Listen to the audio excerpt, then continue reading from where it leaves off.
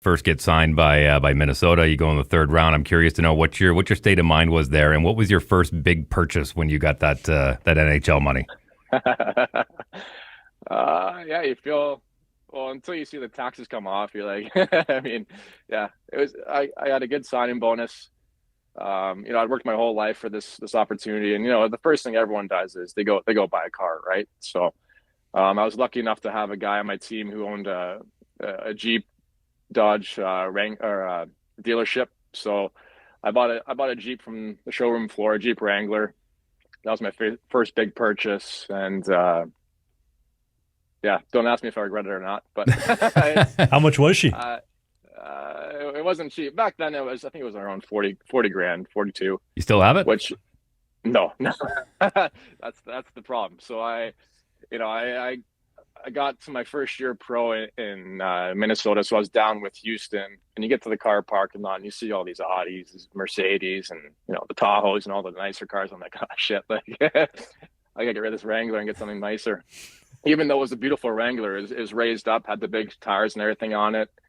Yeah, you see all those cars and like, oh, maybe I can afford something better. So I bought myself an Audi S4 like a year later. I'm like looking back, like what was I doing, right? But I'd go to cars in my Jeep Wrangler, and my coach at the time was Mike Yo, great coach. We had him in Houston, and I was going to games with my doors off, the top off, and a suit, my aviators on, and he said no more of that. So I bought the Audi, and it was a little more professional. But Listen, yeah, I'm sure you were as disappointed as I was when Houston lost the Arrows, man, because they've got a fantastic history of hockey, and I hope they get at least the American League back there, because I think that's a real missed opportunity for hockey.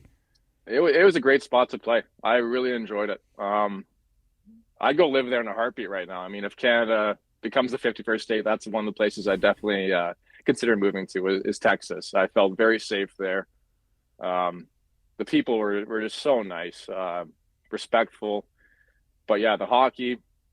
I mean, my first year pro there, we went to the finals and we faced Ottawa's farm team, and we played. Actually, it was me and Robin Leonard, both our first years. We were both the starting goalies at that time. But the fan base was unbelievable. I think we were getting like 12,000 a game there in the playoffs, and regular season too is packed. But we played in the Houston Rockets arena, so it's a big rink, right? So I hope they bring hockey back there. Texas is a great spot to live. The people are, like I said, are awesome, and hockey is growing there. I mean, there's a lot of kids there that I still keep in touch with that I coached a little bit while I was playing, that are having great minor hockey careers and moving on to be great people just because of the game of hockey, right? So I hope they go back there. You get that signing bonus. What did they tax you at? 54, 55? Yeah. When you see half go off, you're like, oh, okay. But Did you learn that right away, though? The taxes were coming off? You saw the 100 G's and like, oh, I'm rich. Oh, wait, no, you owe 54 to the tax man.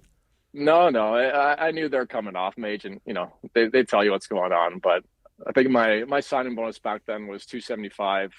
So I was, you're feeling rich. You're like, yeah, this is awesome. Like, but one injury after another, it's hard to explain to kids these days to save your money early and be careful. I mean, I think everyone thinks, you make your first year and then in the American League, get a few NHL games, you think you're going to play forever, right? But it just takes one fluke accident where, that money's no longer coming in. Teams don't want to pick you up if you have a bad knee or a bad shoulder, whatever it is.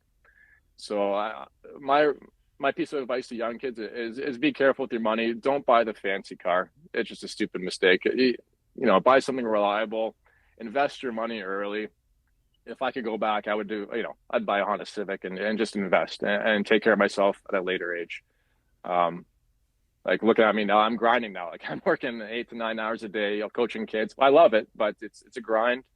I'm honestly working harder now than I did when I played, I feel like. So just take care of those good years. And I think, like I said, be careful with your money. And I think investing is a great tool if you want to find a financial advisor or your agent's got somebody. I highly recommend doing that, but don't make these big stupid purchases because it'll hurt you down the line. I think unless you're lucky. Were you in a bit of a tough spot financially, like when you had retired, like with a little bit of spending, or when did this kind of come? No, not really. It was just, like that Audi I bought was think it was like 55 grand, 60 grand. I just think I felt like I was the prime of my career. I felt really good at NHL speed. I was like, okay, I'm about to sign a decent contract. All of a sudden, second last game of the year, my knee pops. And then all of a sudden it's panic mode because no team wants to touch you after that, right? And when you're trying to find a contract. So I mean, kids will shake their head and roll their eyes when you say this stuff to them sometimes, but they don't really understand. Like, I felt really good. I felt like I was in great shape. Like nothing could go wrong, and all of a sudden, one fluke, and there it goes, right? So, I went from making $250 a year in the American League, which is great money. I was having to, even though I was in California getting taxed, to shit. The next contract was nowhere near that. So it's a scary position to be in when you get that injury. So I would just say, at a young age, take care of yourself, be smart with your money. You'll thank yourself down the road. Well, I've always had a problem, especially with the top 10 that get drafted. I mean, it's basically $850,000 handed over at 18 years old. I mean, just from a societal standpoint, how irresponsible is that to give that a child, that kind of money? Yep. Yeah. I was lucky. My parents were good with me. Obviously, I didn't listen to them about the car stuff, but my grandpa's an accountant, and he made sure to get me into investing. I think I was in like my third or fourth year pro, and that ended up buying my first house for me with me and my wife here. Paid for a big piece of it. So I just think if you can get into investing right away, that's the key. Put a portion of your paycheck every couple of weeks away, and just let it grow and compound on itself. Like I said, I think so many kids think, they sign their first NHL contract that, they're guaranteed to make good money. Well, it's not going to happen that way. It's not the way the game works. You might have a couple bad years. It'll take you time to get that nice paycheck you finally want. And when you get it, then you want to spend like crazy because we're so young, right? And we just think like, it's going to keep going on forever. But, I'm a great example of a guy that was at the height of his career, finally figuring out the game, felt awesome, and then boom, it's gone, right? So just be careful.